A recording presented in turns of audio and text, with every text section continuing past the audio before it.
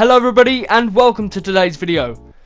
Now today's topic is why Dark Souls isn't just for the hardcore players.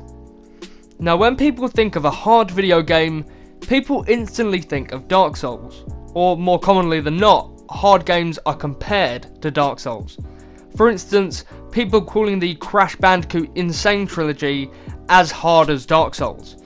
But if I could tell you that Dark Souls was easy, would you believe me? Unforgiving enemies and frustrating bosses are what people think about when they hear the words Dark Souls. But in fact, the game is a lot easier than people think.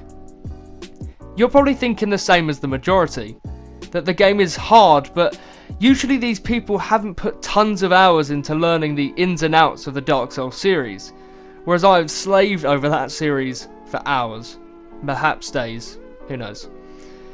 Dark Souls isn't an unforgiving game. I'd compare it more to a rhythm game.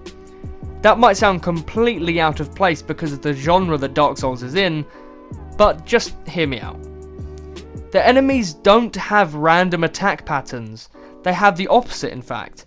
The closer that you are, they will try and attack you with a melee weapon, but the further away you are, they'll try and hit you with arrows or spells.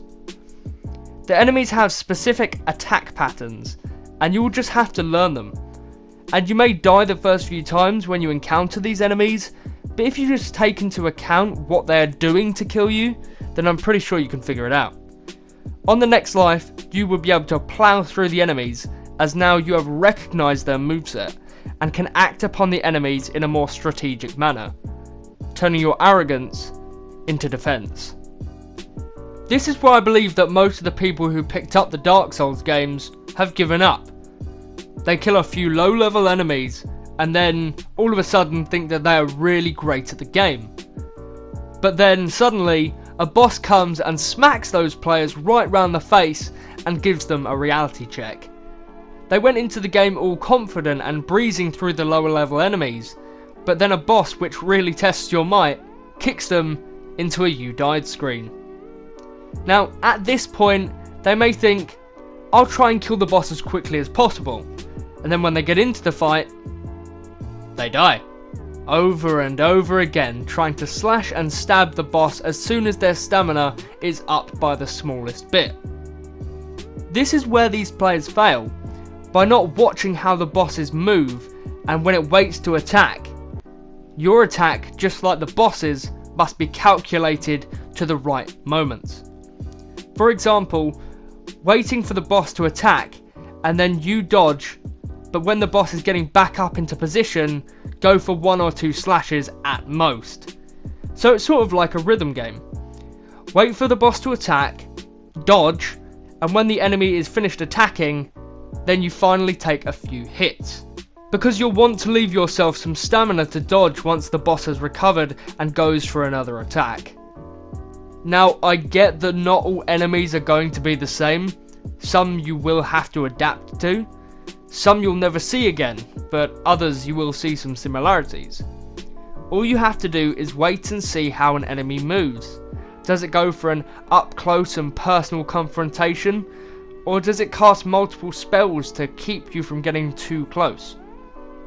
Seeing how these enemies move can really help when playing Dark Souls, or even Bloodborne for that matter. Although Bloodborne does have a more aggressive gameplay style, but the principles are still the same. Just be patient with Dark Souls and its mechanics. Study them and make sure you understand what makes the enemies tick. I've had to go through this process myself on my first playthrough of Dark Souls.